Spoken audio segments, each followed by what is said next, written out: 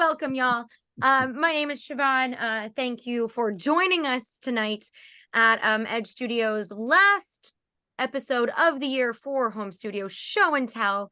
I recognize that was not necessarily a secular choice, but I do want to say happy holidays to everybody. I know, gotta love that's Darlene plus Cher, you guys, combo. Oh yeah, I know. So, anyway, aside from being a professional Zoom DJ, I am your host for the evening here at Edge Studios Home Studio Show and Tell. And so if this is your first time, welcome, welcome. I do believe there are many regulars such as James and Tim in the chat. People know to talk to me about my music selections, but you can also talk to me about home studios. So the way we're going to run tonight's event is for this entire hour, you will communicate with me via the chat. And in the chat, we'll discuss the studios of our special guests we have tonight, questions, thoughts. I will be receiving comedy. Any jokes that you want to contribute to the conversation are very, very welcome. To my Zoom left, nailed it, is our Chief Edge Officer, David Goldberg. David, how are you doing tonight? Is it really December? Is it really the holidays? Is it Finally. Hanukkah in like a couple of days? I think it is. Yeah. Wow. Yeah. It's crazy. Yeah. Well, I'm hi Siobhan. Hi. And hello Don and Johnny and everyone out there. Hello. So the way this is gonna run is we have two special guests. We're gonna highlight one. We're gonna get a little bio and a little story about how this person came into the world of voiceover. And then we're going to see their studio. They're going to try their very best not to give us vertigo as we take the tour. We're going to admire them and celebrate them and ask some questions as per come to your beautiful minds. Then we'll move on to our second guest. And usually by the time that goes down, after David has asked a million questions, because he's extremely curious about home studio and is, I believe started out of a garage once upon a time. If I may say that that's true, David, that you first operated a dorm room and then a garage. Sorry, I forgot. The garage was the upgrade. The garage was an upgrade, yeah. Yeah. So, we've got some real professionals here who have experienced the full journey. So it's going to be a very good time. All of that being said, this is our last event of the year. However, Joshua told me, David, that we will be having this again on January 9th. So in other words, we'll let you all sober up on January 2nd, which is the first Tuesday of the new year, which is like, dang, that would be crazy. So we'll see you on the 9th and we'll be back for more home studio shenanigans then. Okay, so let's get into it if we are ready. By alphabetical order as both first and last name, I'm going to bring to the Zoom stage Donald Eliver. We are so pleased to have you. Hey, Donald, how you doing? Doing great. Thank you so much. Good. I love great. Glad to be here. Great is very good to hear. So, we like to ask, if you don't mind, just giving us a little bit of your history as a voice actor, telling the folks a little bit about who you are and how you got into voiceover to begin with. How did that happen? Let's see. Short version of the story, we'll try, is that when I was a kid, I knew pretty much from a very young age. I watched cartoons differently than other kids. I used to love doing cartoon voice. I was very attuned to the voice acting in cartoons, even at the age of like 8 years old, and knew I wanted to do it then. Grew up in theater, dance, music, all of that jazz, no pun intended. And I grew up in Manhattan and spent my weekends coming into the city, going to professional arts lessons. And then eventually, like many kids, pretended like I didn't do ballet and dance and acting when I got to high school, and did sports, and I didn't want any of my friends to know that side of me. And then I got to college, went back into the theater world with singing. Was a competitive singer, and that's what got me back into my interest in the studio, because when I first cut a record with my a cappella group in college, and I got brought in to do a lot of the editing and realized it's something I wanted to do.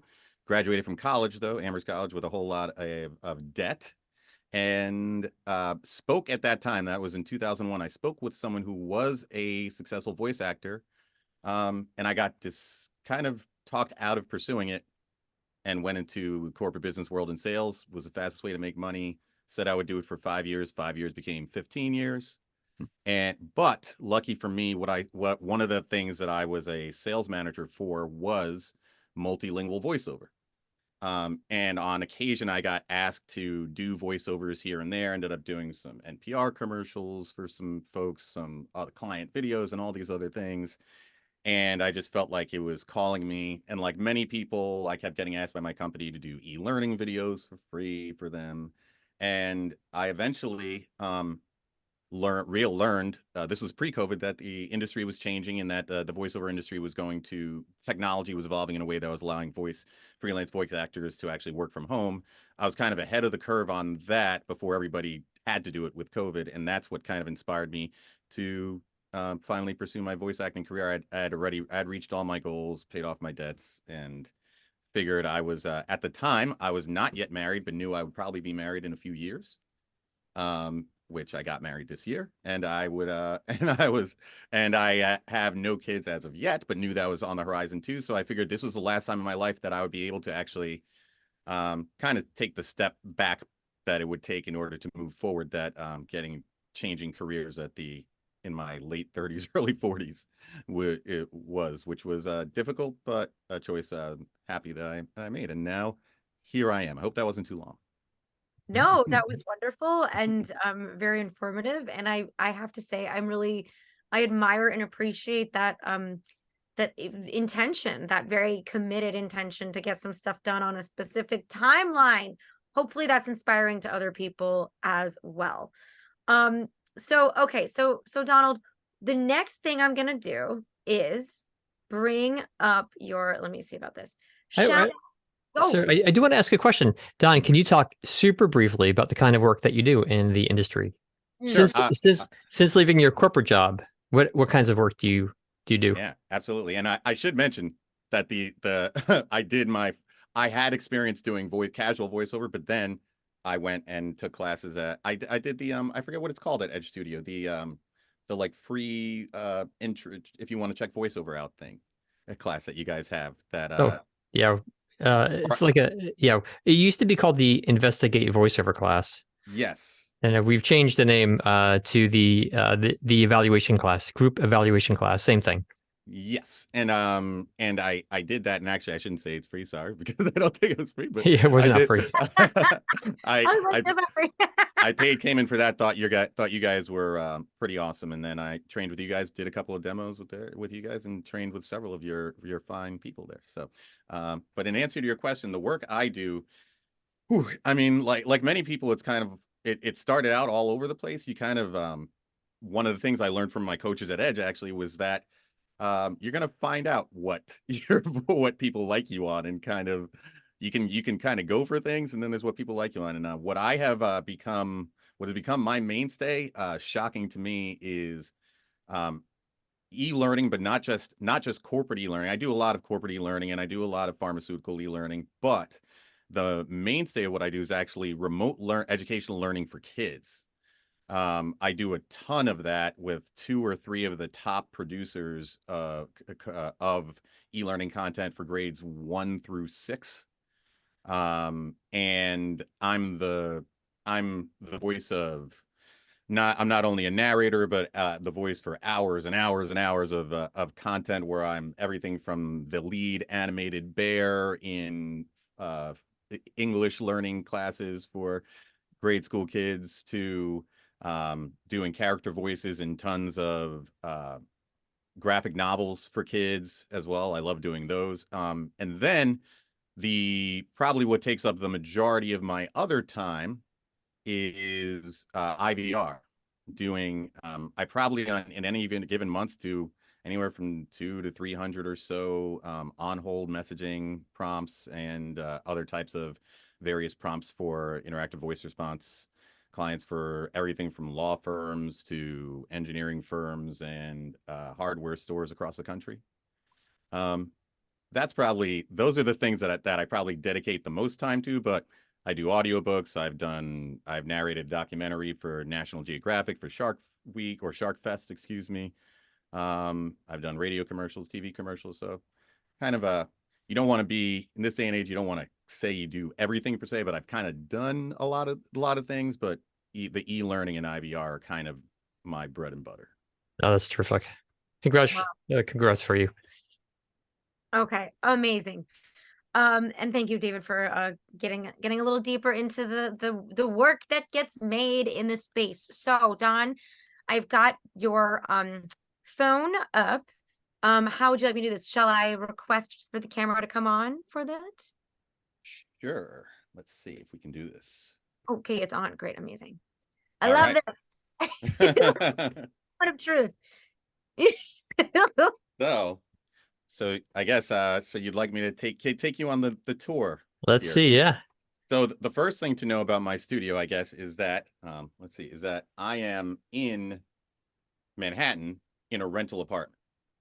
I mention that because this is the second iteration of my studio, and when my first studio was actually in my previous apartment where I had a guest bedroom because a roommate had moved out and I didn't replace that roommate, and I ended up converting that bedroom to a recording studio. But that, like many people in New York, was in had a window in it.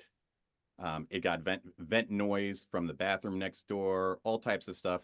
It still got the job done, but my noise floor was not anywhere near where I wanted it to be. So the first piece of advice that I give people is I made a studio space the priority when my now wife and I were looking for an apartment. And thank goodness that she's the most supportive partner I could ever ask for. So she understood why that was important. So we, in particular, were looking for places that had spaces. So where you're in now, and I'm going to back up a little. I'm going to take a step out so you can see the apartment itself. The important thing is this is kind of a railroad style apartment with this long hallway before you get to the kitchen or the living room or bedroom.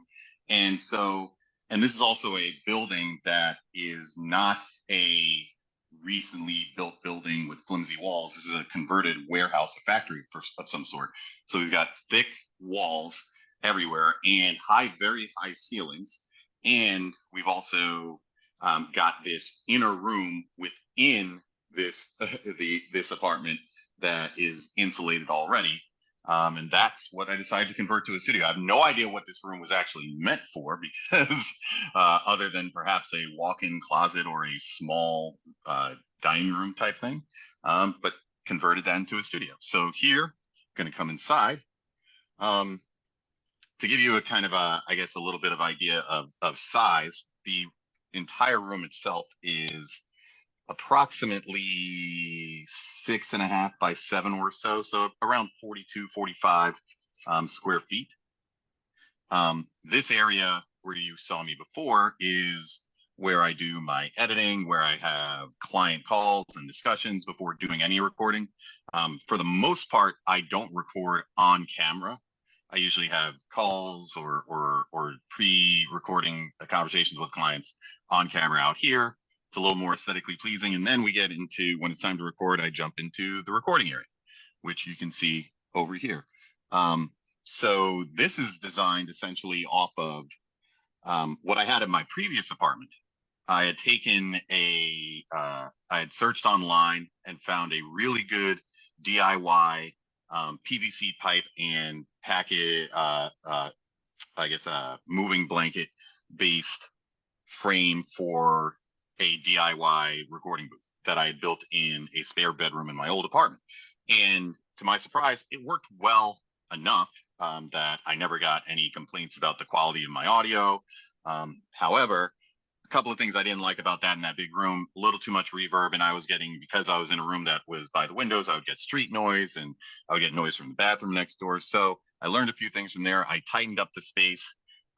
Instead of PVC pipe here, I'm using curtain rods in the front and the back. And then on all of the walls, I have the packing blanket that on some walls I reinforced for additional sound absorption with some of these foam sound pads.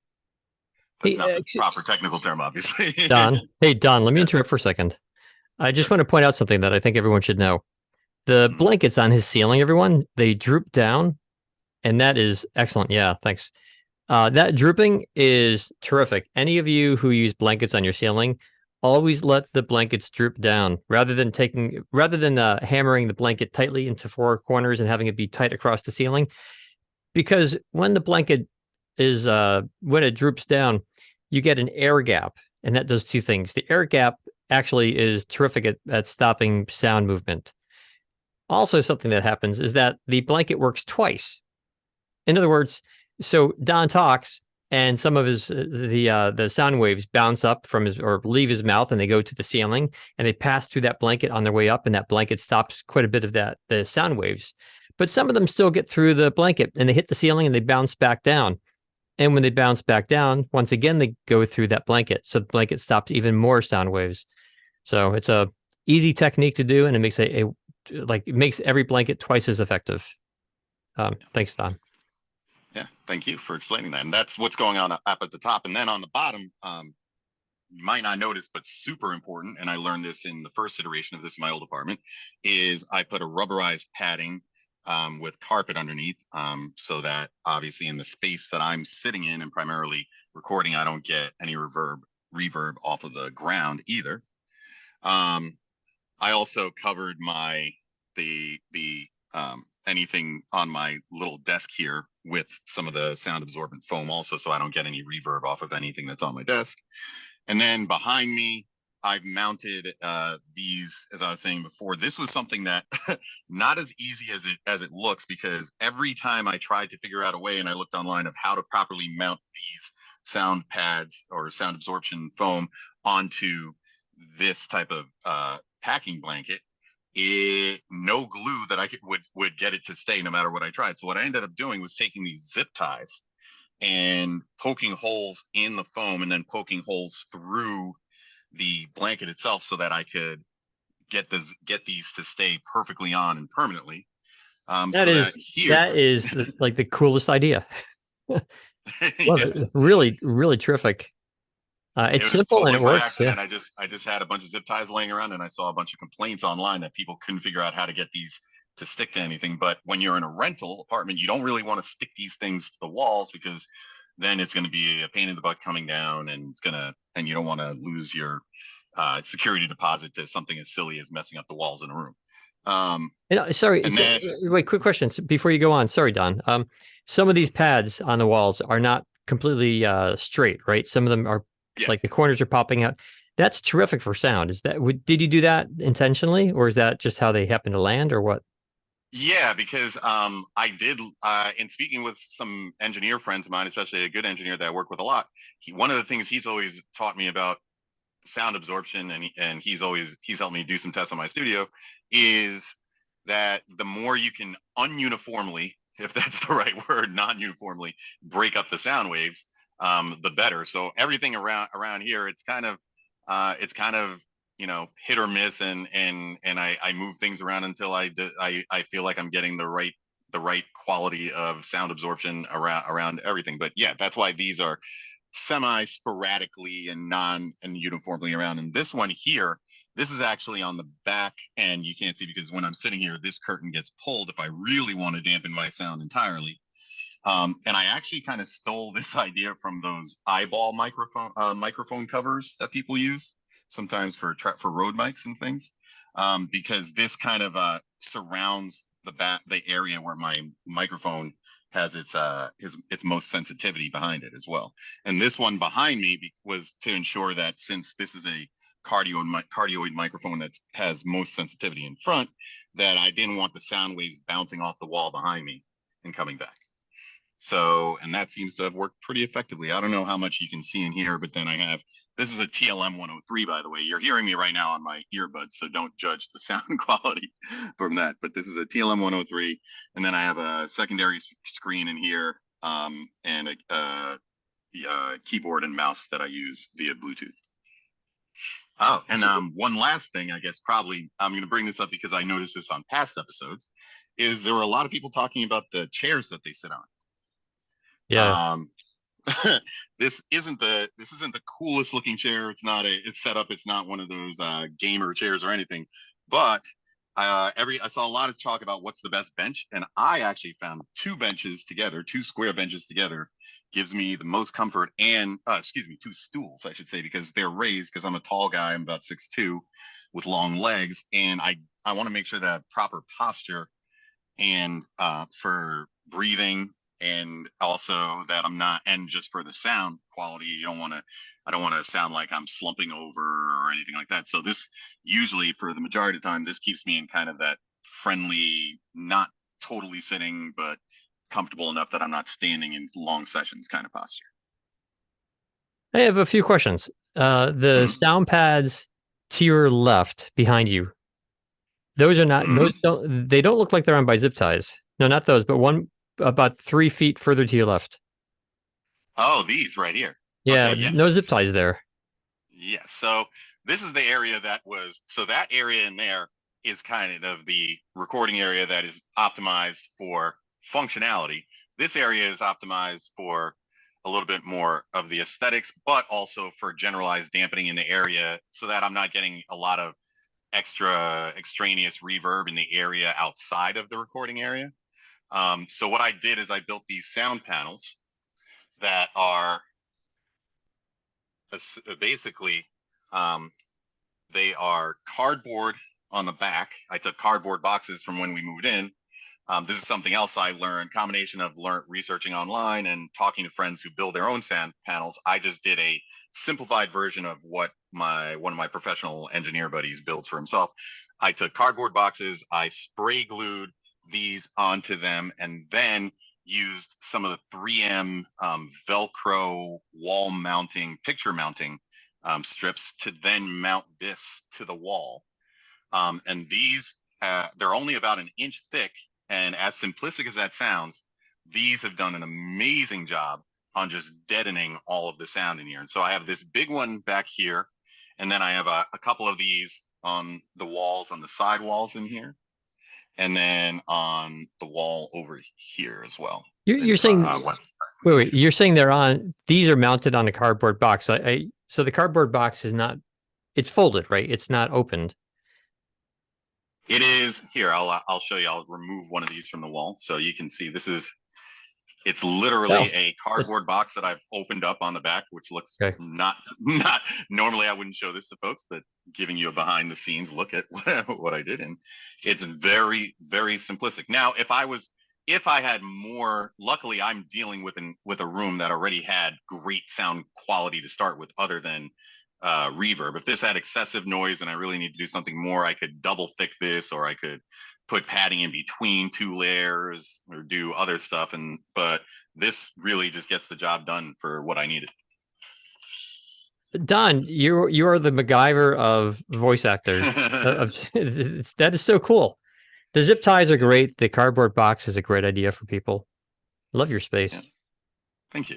And I'd be remiss if I didn't mention this cool little thing that's always behind me whenever I'm on camera. That was a anniversary gift from my wife 3 years ago. And it's my unique voice waves. She found a cool retailer or someone on that makes these little wooden sound, I guess, sound etchings, and that's me saying, it's a quote from Batman, from Bane in The Dark Knight Returns, saying, "The shadows betray you because they belong to me," which is one of my favorite movies. So she got that for me. Wow, good gifter. Yes, she is a good gifter. So, okay, tell us, what software do you use? I use Pro Tools, and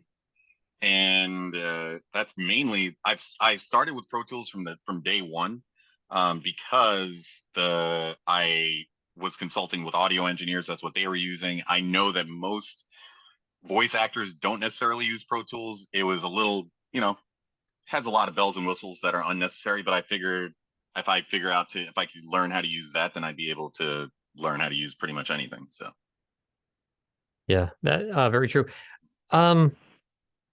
Okay, do you do client directed sessions? Yes. I do, and I have Source Connect in here. I guess I should mention that. Okay. I have Source Connect Standard. I also have Source Connect Now, which some clients have been asking for. I've done a bunch of sessions on Zencaster, and obviously, Zoom, Teams, whatever people generally want to do them on. Can you do playback? I don't do the playback. It hasn't been requested of me thus far, and because usually, for the most part, when I'm working with clients, there's usually an engineer online who can do the playback for me. But that is something I'm interested in. I've heard people talk about being able to do the playback function for themselves. So that is now that I've heard about that being a thing, I'm definitely going to investigate. So because I want to stay on the forefront of the latest and greatest. Yeah, but this really looks fantastic. It's really great, Don. I commend you. And for everyone listening, this is you said like a 42 or 45 square foot space, and in that space you have two different environments, which is fantastic. So where you are now, where you edit, it's more aesthetic. So really, it's dual function, right? Where you are now is your editing area, but also it's just more aesthetic for a client if they're looking at you. Exactly. Would you ever do I will say I can record. I can, if I really wanted to. My recording, my sound quality in here, even if I record it at my desk, is technically meets broadcast quality. It's just I personally think that it has a little too much echo. Regardless, right now, you hearing me, the door to the hallway is wide open. If I were to close it, it deadens immediately the reverb in here. But okay, yeah, there's definitely a big sound difference in your recording area and where you are right now. For sure. If you record where you are now in your editing area, do you bring your mic over, your TLM 103? Yeah, although usually I can actually, if you can see now, I'll just spin it around. I'll spin it around and just pull it out a little bit and lower it, and that'll work fine from there. But the only recordings I would ever do, I generally ever do from here are if I'm doing something like this on a webinar or a podcast, or if I'm doing anything. I like to sing sometimes, and sometimes I post videos singing, and and that's actually because I want more of the reverb, because I like the echo in that situation. What about your noise floor? So my noise floor is, I don't have the exact measurement on it, but I can tell you that I know and broadcast quality is usually, most people I hear say they consider it if you need a minus 60 dBs. And I'm there for sure. I'm lower than that. So that's as low as I can even see on the EQ on Pro Tools. So, and I've never had a complaint. In fact, most of the engineers I've ever worked with have said that they don't really have to do too much touch up on my audio. That's great. I have one last question. This is also something that comes up on a lot of these episodes. Ventilation. Yes. So that is actually the reason why. So you can see here, I have this slide. We have a sliding door here, and I did consider heavily whether or not to make this completely air and sound tight, so that I don't get any noise. Luckily, I don't get any noise from outside of my apartment. That is an issue. The only thing that sneaks under this door noise-wise is if somebody is home. If my wife is home and she's watching TV loud in the living room or cooking in the kitchen, then my mic can pick a little bit of that up. But that's a sacrifice we made, so that I just don't record when she's doing that stuff, so that I can have a decent air ventilation from what comes through under the door. And then in the sun, it's never a problem in the wintertime. In the summertime, I usually will take a break after 90 minutes to 2 hours of recording if I'm having longer sessions, and just bring a fan outside here, aim it in here, and have it just blow cool air from outside in for about 10 minutes, and I'm good to go for another couple of hours. Great. Don, this is absolutely fantastic. You definitely, I said it before, you are the best at MacGyvering a studio I've ever seen. You've done a lot. I mean, seriously, you've done a lot in a small space. It looks great. It sounds great. The hacks you have, hacks is, I feel like it's a negative word, but I mean it in a positive way. Like these hacks of using zip ties and cardboard boxes, it's terrific. And it's like, Yeah. I think you should be an inspiration for anyone who's looking to put together their first studio. One of the great things about home studio show and tell is that you realize every space is different, and you have to find a way to make it work, and you have to find your own hacks sometimes. So Yeah. you've done it. You've done a great job. You work a lot. Your voice is great. Congratulations. Thank you so much. I humbly appreciate that feedback. Speaking of tricks of the trade, one last thing.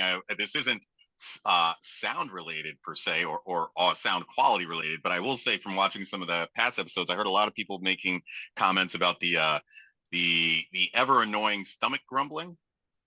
So if you notice that I did have these pillows here, I wanted to mention, because I learned this trick from an engineer I work with doing a lot of long e-learning sessions.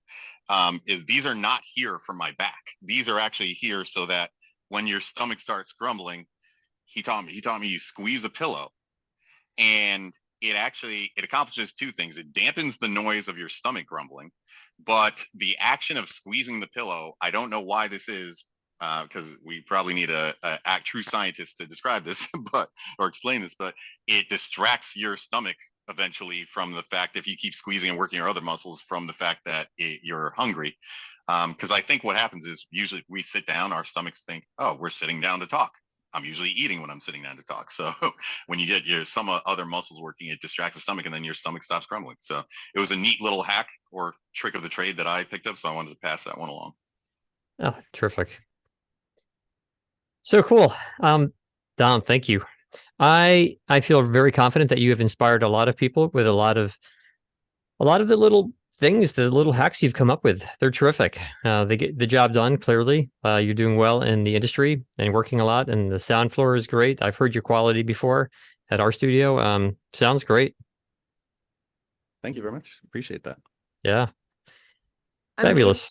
Yeah, that was super fabulous. And Don, thank you for taking the time and sharing your energy doing this with us tonight and giving us access to your space.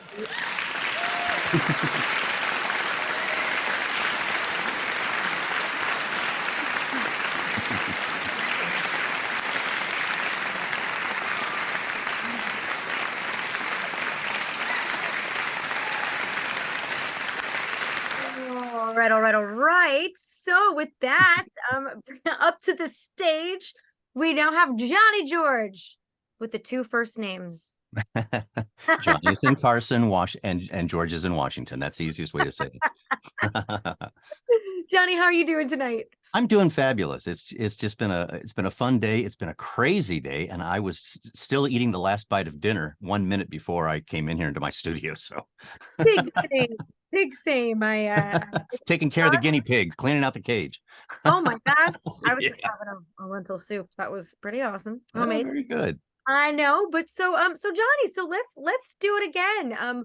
Will you just give us the little origin story, of how the Iron Man suit was built, if you will, and how you began in your journey for voiceover?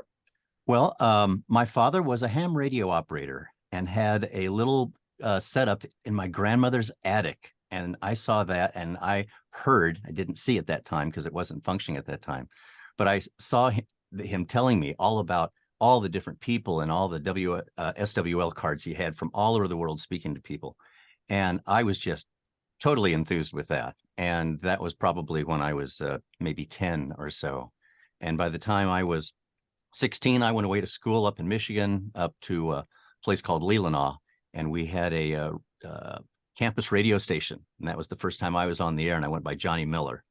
And that was a lot of fun. And they kind of, little by little, I got turned into the production director without knowing what the title was or what the duties were.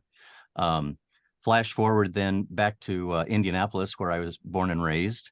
And I had, by the way, my first studio, if you want to call it that, was a music studio of just playing, and it was all set up, and everyone always came in, oh, look at Johnny's setup, that kind of a thing. It wasn't voiceover. That was way too early in '69. Hell, that was 54 years ago. So make me feel like a grandpa, for God's sakes.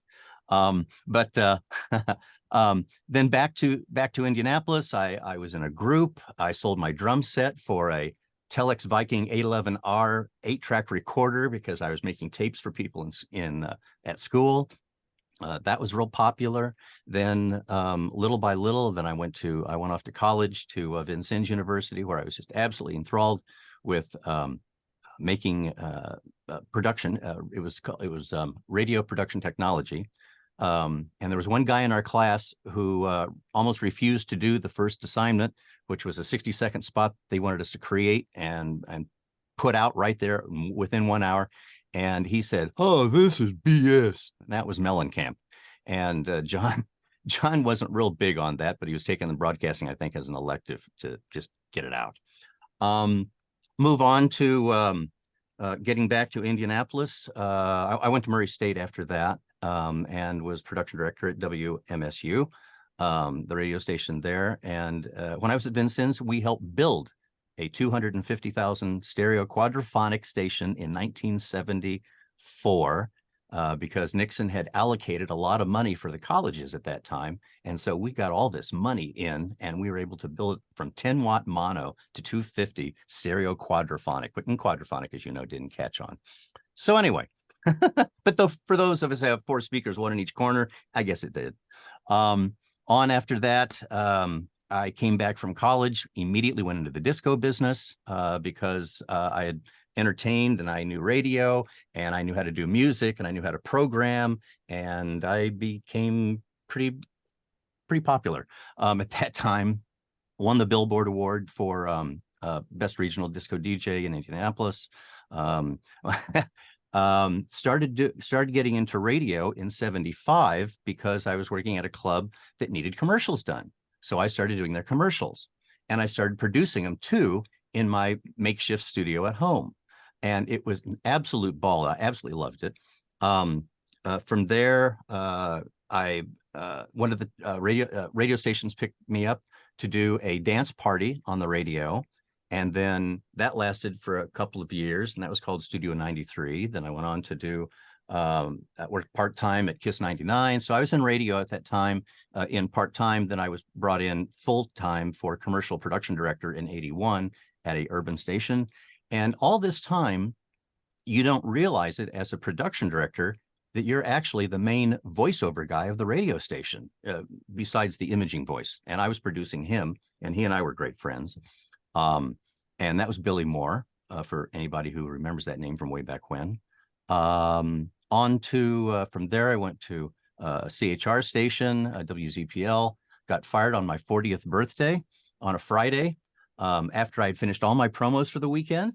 And that was when I went home and I said, man, this is humbling. I didn't think that I'd be fired. I'm so needed to do all these promos and do all the commercials and hold the station together. And as I coined the term, the stationality of the whole place. And so I borrowed some money from my mother and I said, I'll pay you back. And I built a studio at home. And Don, God bless you for your ideas with the soundproofing. My first soundproofing was done by a very, very good friend of mine, who unfortunately is now in a wheelchair as a paraplegic. That's a whole nother story, but he helped me build in his warehouse. We put down the masonite, did like, I think it was maybe 6x4.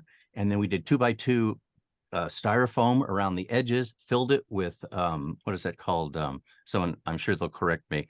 R35 or whatever the Pink Panther insulation is. You know what I'm talking about? The pink stuff that it gets all itchy. Anyway, good buffer that was put in, and then went to Joann Fabrics and covered it all in burlap and hung those on the wall. And I had, I think I had 8 done, and those really made the room sing. That was my first official studio in '93. So I was kind of ahead of the home studio thing, and as Don felt too. And after that, moved into a condo and built another studio. And I had all the furniture. I had done well. I had a lot of great clients, and so I had some extra money. And I literally said, come in here and design my office, come in here and design my studio. I went to Auralex and had Eric Smith, who runs and owns Auralex in Indianapolis, got his main guy, Steve McCready, to completely design my studio. And we got the right stuff for it. I'm going to see if this works. We got all the buffers for the walls, for the corners, for the bass traps. Every corner is done individually for that. That's the buzzard over there. That's my that's where I do narrations if I need to. Then this wall, as you see, and some are 2-inch, some are 1-inch, and this is all specifically put together by his planning. So it's co-designed by me, and this will make David happy. This is my buffer on my ceiling, and that is, see, let me get up here. That is 11 degrees. If you want to get formal, that's 11 degrees off, so that it captures the sound as it comes up and bounces it somewhere else in the room, which is very, very helpful. This wall over here is my is my fake wall. Those are 2 enclosures that normally you can't see the division, but those would be in the windows in my past condo to filter out the guys with the leaf blowers. So thus, this be my room, and this is where I work. And I know it looks like master control, but and we're getting echo on the in the video here, but I have my Studio One on that monitor there that you see. I have my email over here with my scripts. I have my schedule. Yeah, my schedule for what's coming up and who's coming up next. Keep up with what's going on with the news. And then over here, all the different time zones that I've got to deal with around the world. It's a real pain when you're talking to somebody in India or Bangladesh. You know, you have to figure, well, it's going to take a day just to get back with them. So that can be can be very challenging. Let's see here. Now let me get this fixed back Hey, here. Johnny, let me interrupt. Mhm. Your background is fascinating, by the way. With 4 monitors in front of you, is that a concern for bounce back? For distraction or bounce back. For bounce back, believe it or not, no. I have enough stuff. When you walk into this room, you feel that someone just grabbed the oxygen out of the room. The room is so dead. And I'll challenge your floor, Don. I got -40. So Johnny and David, for folks who don't know, what does bounce back mean? What you talking about? bounce back would be if when I'm talking on my 416 right here, I'm dealing with these monitors right in front of me. And is my voice going to hit them and bounce back into the mic to give it that kind of an off flange or a funky sound, whatever you want to call it. When Steve McCready did my studio, that was one of my concerns too, because I said, well, I love to have all these monitors with all my jazz going on, and I just have to glance up at something and I don't have to stop down and switch stuff all over my monitors. And I said, is that going to be a problem? And he said, well, let's take care of that with these. And it's amazing how the sound, when it comes out with some of the stuff that's 45 degrees away from me, it almost cancels it. And I'd never heard that before. And I liked his answer. but there's this whole wall here is also got Auralex on it. I don't know if you can see it all. And also you're on a shotgun, which helps. Yes, very much so. I used to have a and I finally sold it, but I had a Bach Audio 195, which was beautiful and very deep register. When I moved from Indianapolis to Arizona, my vocal cords dropped a little bit. And because I used to be the guy next door sound who always sounded like this, and oh, buy this car at this place and so on, you know. But I came out here and all of a sudden it started to get a little bit deeper, and you work the mic real well and you can do it all right, you know. But it works. the room is fabulous. The studio before this at the house we moved into, we had 3 garages, and the 3rd garage, I literally said, let's do it to it. When I first came out here, I was in Mesa, and I went ahead and bought one of the vocal booths, one of those champagne vocal booths, and that was like 10 grand. And I sweated my butt off in that thing, and it did have ventilation in it, and everything was working okay. I was, my stuff sounded great, according to my clients. And when I took that out of there and we moved to the house and we bought the house, I took that whole thing and opened it up out of its, its triangular. There we go. Triangular action. I'm not doing a heart. And opened it up into one wall. So I had a full scale studio door going into my wall. And I think I sent you a picture of that to Joshua. There's a picture of me looking through the window and the door going, ah!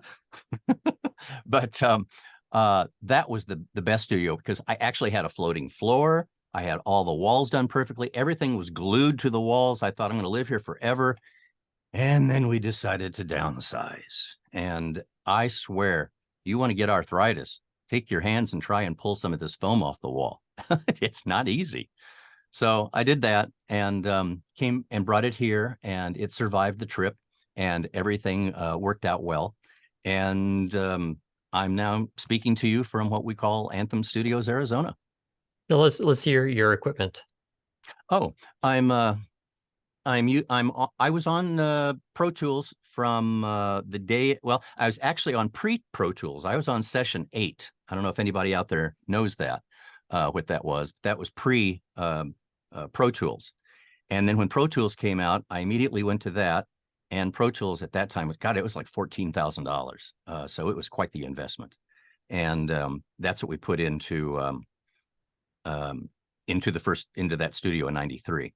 And the first computers I was buying. Stop and think when you got your first computer. I mean, that really takes you back.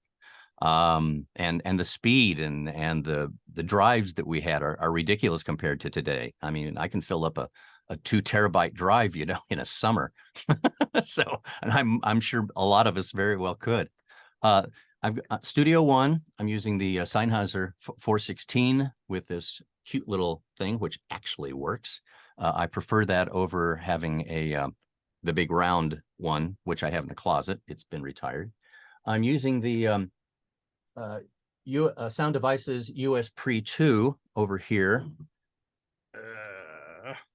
And I was turned on to this by my buddy, there we go, Sean Caldwell. And Sean also showed me how to set it up properly and make it sound good. And I use that on the road also. I take that in the 416 when I go on the road along with my laptop. And that comes out. I'm going through a Mackie. Gosh, what is the name of it? It's a Pro FX10, and strictly for just running the mic through it and having control of the control room. And I have my original Hafler amp, Pro 2400. I have you can't see it. Unfortunately, I can't show it to you, but I have a recording light that I got from WZPL back in the 80s that the engineer gave me. God bless you, Don Payne. And that's outside the door and warns my wife and or any other people, shh, quiet. And then I bought one of the Harlan Hogan voiceover recording lights, and that's out in the office, and that lights up here from the studio to warn them, be quiet, tell the bird to be quiet, don't anybody slam any doors. Air conditioning wise, I'm good. I have not had any issues with it whatsoever. The house seems to be dampened properly, and you're thinking out here in this heat that our air conditioning would run 24/7, but you've never heard it on my spots. What else do I have? Oh, I'm coming out of, I just bought these not long ago, some JBL corner. I used to have the JBL 42, whatever they were, 4202s or 9202s, or if anybody can help me there. And they're sitting on the floor over here, but I just decided it was time to get something new and getting some more bookshelf and a better sound. And I was also thinking we may be downsizing again. So if that happens, then these will work out very well because they're on stands. Were you, Johnny, were you using ISDN at any time?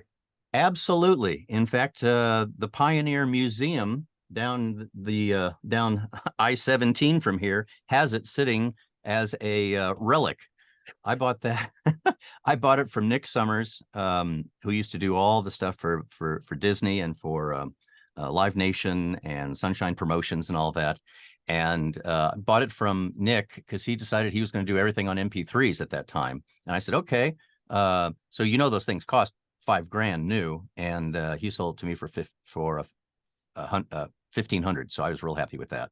Used it for the whole time I was in Indy, from I would say late maybe early 90s to about 2013, I'm guessing. You can't get rid of them. You can't sell them. Nobody wants them. The phone company said they don't want to support this copper crap from days gone by. And it became a doorstop, unfortunately. But I got my money out of it and got a lot of jobs. And David, as you well know, there was a time that in our voiceover industry, if you didn't have ISDN, you didn't get the job, period. Or you had to go to a studio. Yes. And if you didn't have a studio to go you didn't get it. You didn't get the job. So now it's great. Yes, I do have Source Connect standard. I own that. So we can do that. And that's a great thing, hooking up with that, because it's such a beautiful sound, and we don't have to hear the blink, blink and know you're on the air. Fascinating. Questions, anyone? We have just like 4 minutes left. Let's get some questions going. We've got, is your sound treatment behind the monitors at an angle like 45 or shaped, for instance? No, it's behind the monitors. It's actually right on the wall. And if you noticed, as I was showing it around, the majority of the dampening is strictly on the walls at the, I would say, maybe 4 foot high. You can see the wood divider there between the wall and the two different colors behind me right there, where my nose is pointing. It wasn't necessary for it to be lower. I also have carpeting in here, and it's a very short shag, for lack of a better term. But I've just had a ball doing this. Oops, I'm falling down here. And it's funny because I had some spots that ran for like 10 years, and I didn't even hear them anymore. I used to do I do a lot of character stuff, not today as much so as I used to. But I don't know if you all remember the National Frozen Foods Association. They had a little penguin by the name of Pongo that was their spokesperson, and he always pointed out, the popsicles in the freezer and all this stuff, and he would always start out something like, make sure you've got all your mittens on this winter and tighten up your coat real tight, okay? And so I would do stuff like that. And a couple of times I did some voices. You might remember them. Boo Boo, the ranger's going to come here in just a minute. Okay, Yogi. Or Mr. Magoo talking out there with Waldo and whoever else is out there. Or if it's Walter Brennan, that's a whole different one. Snagglepuss. I never have used that in any spots, but I've always got it on my character tape going, exit stage left on the way even. But Johnny, it's fun. Did you do these voices for spots or for? Yeah, a lot of them were for spots. And I've done my famous one, I guess you could call it if you want to. But my big one I just did for Marvel last fall, for their new game Snap that you can download from the App Store. I'm the Hulk. So when he speaks and you tab on him and he's 12 points and you get it. I need some water to even do this. But I don't know how they got this voice to say what they wanted, but they took my audition, and his famous line is, So that was the one that I did. That was always a fun thing to do. I've worked with Disney for their typing adventures, for Mickey's typing adventure, teaching 3 to 5-year-olds how to type on a keyboard. Amazing. So because we're so pressed on time, Johnny. Yeah. I think a few people have asked a question. Can you very briefly tell us what kind of work are you doing today? What is your current type of client? I'm doing a lot of IVR, as Don is. I'm not sure if he's with the same company that I'm doing it for, but I do a lot of IVR. That's almost daily, for voice messages around the world with different businesses. Commercials, doing a lot of that. I'm working on e-learning and explainer videos. Those are my favorite. And I do not do audiobooks because of the time investment, and no one's really convinced me how you can do it and actually make some money with the amount of time. Because if you spend all your time prepping for the book, and then you do the book, and then you send it to them, and then they come back and you got to redo this, redo that, and you get paid $10,000 for it. I might be able to make that in 3 different spots, or 2 spots, or in 1 big spot. And it takes an afternoon. So that's my logic. It's my story, and I'm sticking to it. So there are some people on this call who would probably arm wrestle you for that one. you know it, because there's some great people doing some audiobooks. I can tell you that for sure. As you mentioned, James Romick is on this call. Sean Caldwell, you mentioned. So, Johnny and Don, you guys rock. Thank you so much. My goodness, it's so cool to see in other studios. It's fascinating. This has been a lot of fun. This hour has just been like wonderful, and like we've had no dead air. It really, yeah. I mean, David, you've been wonderful talking these dudes through their spaces, and I feel well informed, and I feel like this was a particularly y'all are smart people. What a privilege and a pleasure to spend this time with you. Johnny, thank you for Absolutely. sharing your beautiful space with us, and you are currently in Arizona still. Yes. Yeah. Well, but you're not in Mesa anymore. No, I'm in Anthem, just north of Phoenix. Okay. Oh, okay. So not too far. I'm gonna be in Mesa next month actually for Oh, you better stop by. no, I gotta come see you. I'll be at Absolutely. I'll buy you a drink. Okay, I'm gonna take you up on that. I've been known to do it before, so And Don, we got to talk. Hey, a quick comment. James, thanks for the comment. It is true very often that when you narrate audiobooks, you are working a fair number of hours, and when you break it all down between the prepping for the book, if you do prep or read through the manuscript, and the recording and the editing and the mastering, and by the time you get that out, there's a fair amount of time that goes into an audiobook, and you're paid by the finished hour. But when you do the math, I think in most instances, the audiobook narrator is still making way more money than most people working in like everyday jobs. And it's still such like, if you enjoy narrating audiobooks, it's still an amazing job. And so it may not be the highest form of pay in voiceover. You're right, Johnny. You can go out there and get one spot that pays you what an entire book would pay, sometimes more, right? But I don't know. There's a lot of work out there. It's a very fun career, and I just don't want anyone to be turned off from narrating audiobooks, because I think if you are into narration, it's still, you're going to be paid a lot more than if you take a retail job working as working at Trader Joe's or something. Not to put down working at Trader Joe's at all, but if you are into narration and you enjoy books, it's probably still better money, more interesting, and I think you might really enjoy it. So I just want people to know that it's still a terrific career. It can be a terrific career.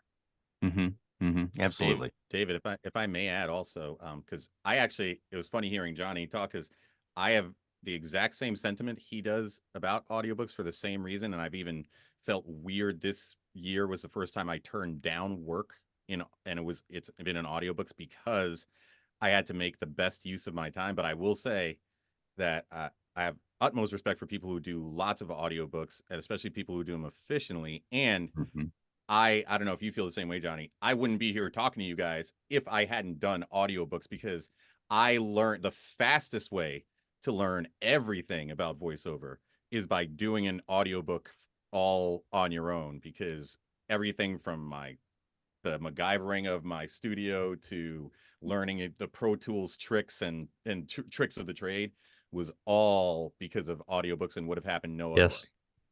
And if I may say, I would do an audiobook for kids that was like maybe 20 or 30 or 40 or 50 pages in a heartbeat, because I'd love to do that, and I love working with children.